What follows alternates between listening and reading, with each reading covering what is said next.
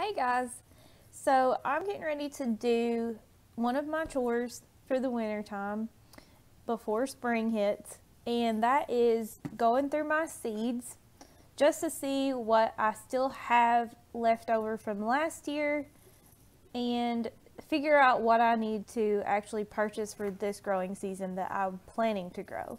So I generally keep my seeds that I grew the previous season in these sophisticated containers right here. I typically keep my cool weather crops and warm season crops separated into two different containers so that I can keep track of them. So in this one, I have the crops that I grew last summer in my summer garden. And then in here I have the cool weather crops. So like fall, spring crops I keep in here. So I'm going to go through and just kind of take an inventory of what I have and make plans to purchase what I need that I plan to grow this season. And what I really wanted to go over today is just discussing how to plan your garden. So if you're a beginning gardener or if you have already grown a garden for the last year, I just kind of wanted to take you through that beginning process of planning what you're growing, what to look for on your seed packets and descriptions, and just planning in general for your growing zone and for your property.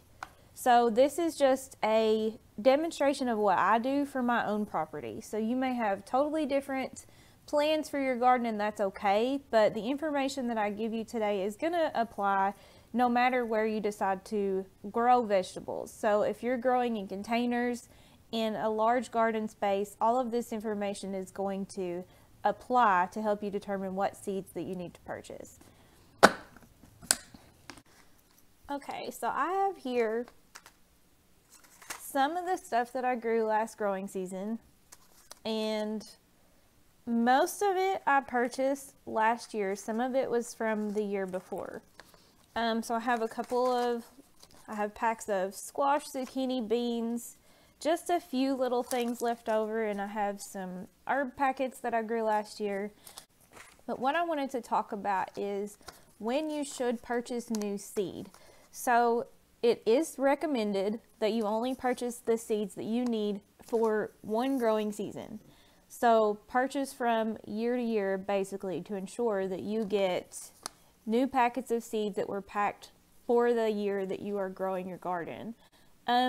Sometimes you can get germination out of seeds that were stored. If you store them properly in a cool, dry place, you can still get seeds to germinate up to 3 to 5 years if you store them properly.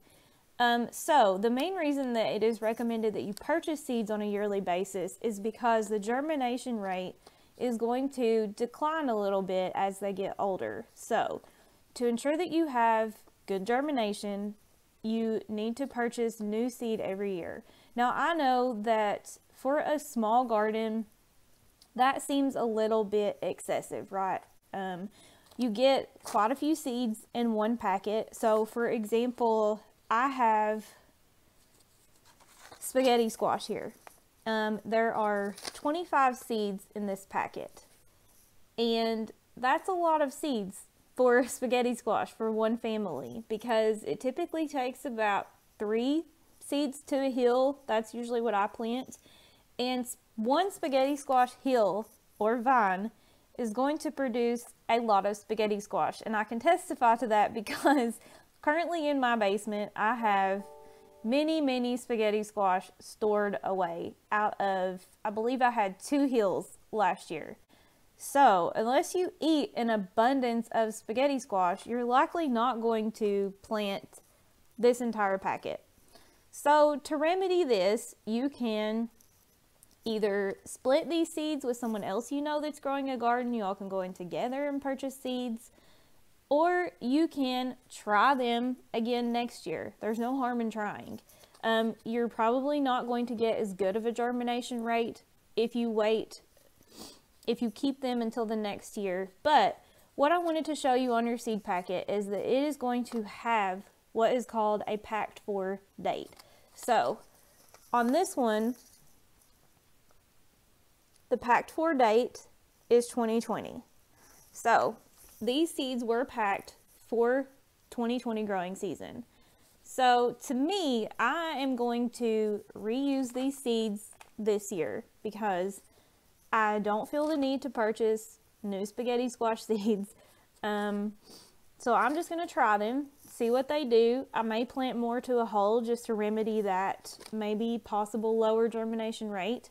But there's no harm in using older seeds just to try them out. And then obviously you can get more bang for your buck if you purchase open pollinated seeds.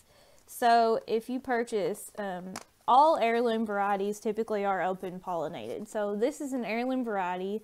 I could actually save the seeds from a spaghetti squash and use them the following year, and they would produce the exact same spaghetti squash. That's the beauty of open pollinated vegetables, is that when you save those seeds, it's going to produce exactly the same thing the next year. So hybrid seeds are a little bit different. I do have some hybrid varieties here. So I have cucumbers. These are hybrid.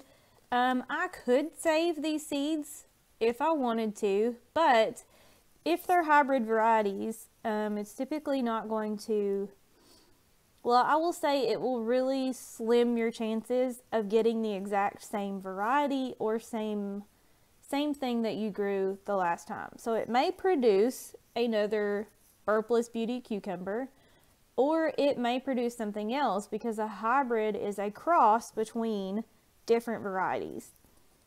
So hybrids, I would say definitely maybe don't try to save those seeds. Heirlooms, you can certainly save those seeds. But either way you go, it is definitely best to go on a year-to-year basis. And then what I also wanted to talk about is the information that's on your seed packets. So I am not partial to any one seed company. I buy seeds from many different companies, and they all have basically the same information, but it differs just a little bit. So most often what you're going to find is what I talked about. The packed for date should be on there somewhere. So it should say what growing season that they were packed for. It should include general information about the type of seed that you're getting, so the type of vegetable that it produces or fruit. And it should say something about the planting information of that particular seed or plant. So this one has information on the packet that talks about the soil pH that it prefers, how far apart you should space them. It says when to sow them, so sow them in late spring after danger of the first frost has passed. Typically it tells you when to start your seeds indoors if you prefer to do that. And this one tells about diseases and pests, and when you should harvest them, how to harvest them. And then on the front it will tell you sometimes when they tested for germination. So on this one, the germination test date was 2020, February, and the germination rate was 90%, which is a great germination rate. And then it will tell you the amount of seeds that are in a packet. So in general, that is the information that is on your seed packet. Now some of them also include a map that tells you when the best planting times are, and it will separate them out by zones. So on this map, we are in the green range, and it'll tell you when the best time is to sow these outdoors. So for this one, it is showing the best time for us to sow outdoors is May through July. Now you want to also go by your growing zone, which I have talked about in other programs how to find that. And I will show you in just a little bit on the computer where you can find that information too. So one of the things that you may need to know ahead of time is what your growing zone is and when your last frost date is. So if you're going to sow something outdoors that isn't a frost hardy plant, so cucumbers are frost tender plants. you want to definitely wait until your last frost date to sow these outdoors. And then this one has basically the same information. It's a little more consolidated. So it tells you your days to harvest. It tells you that this plant needs full sun, and it will tell you the depth to sow them and then the spacing requirements for that as well. Now, the most typical way of purchasing seeds is going to your local nursery, garden supply store to purchase physical packets of seeds, right? That's how a lot of people do it. And some of the information that you probably need to know ahead of time before picking out your seeds, I mean, definitely read the back of the packet just to make sure that this type of plant is going to be good for your garden if you have enough space to grow it in. But it doesn't hurt to do a little bit of planning ahead of time. So I will link our Gardening in Kentucky publication at the end. It has a great list of summer varieties, of cooler weather varieties that you can pick from to grow in your own garden. So it doesn't hurt to come prepared with a little bit of information before you go shopping for seeds. So I'm going to show you another method of purchasing seeds, and that is from seed catalogs. Now, seed catalogs really don't contain as much information as the back of your seed packets, but it does contain information about the plant in general, and some seed catalogs also provide information about different growing zones within their catalog. But same with seed packets, you kind of want to come prepared with a little bit of knowledge ahead of time just to kind of help you make your decisions of what to grow in this season. Now, I also wanted to show you just a typical garden seed catalog. Sometimes they will have a lot of information about what you're buying, and sometimes they will just have a general description. So sometimes you kind of have to do your research ahead of time. You have to look up your growing zone, look at what things you can grow, at what times you can grow them. So for example, this one are snow and snap peas. So in our area, snow peas are generally a spring crop. They're a cooler weather crop. They withstand cool weather really well. So it doesn't actually say that in this description anywhere. So you kind of have to have that information ahead of time. Now it does tell you days to harvest, which is 60 days, and a little bit about the plant, like how big that it gets, a little bit about the taste, and your seed packet count. And same with these down here. Like, it tells you a little bit about the plants, how big they get. Typically it does tell you if it's a vining crop. So this one, for instance, the sugar magnolia tendril pea, it tells you that they are vines. They can reach up to 8 feet tall. So this tells you kind of about the space that you need to plan if you're going to want to plant these. Now this one shows that it's a dwarf variety, so you can bet that it's not going to get very big. It says it produces 3-inch pods on 1 to 2 foot tall plants. So this shows you what kind of space that you need to plant these if that's what you're wanting to do.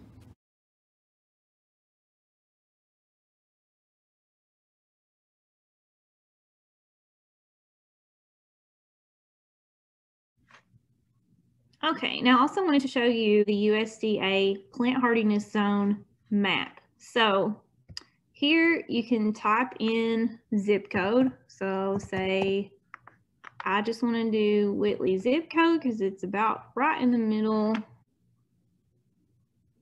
Okay, so you can click on Kentucky and you can go on down to McCreary County right here. Now, McCreary County is a little bit of a mix between 6A, 6B. So here I typed in 42653, Whitley City zip code. It pulled up as zone 6A. Now for zone 6A, it tells us that our temperature range minimum is -10 to -5 degrees Fahrenheit. Now if I go to, say, I'm not. So for some reason, McCreary County is a little bit split between zone 6A and 6B. So I like to just say -10 is our minimum temperature for McCreary to 0 degrees Fahrenheit. So that is the purpose of this map, is to tell you what growing zone you're in and then your minimum average extreme temperatures in your area so that you can make a judgment on what kind of plants that you want to grow here.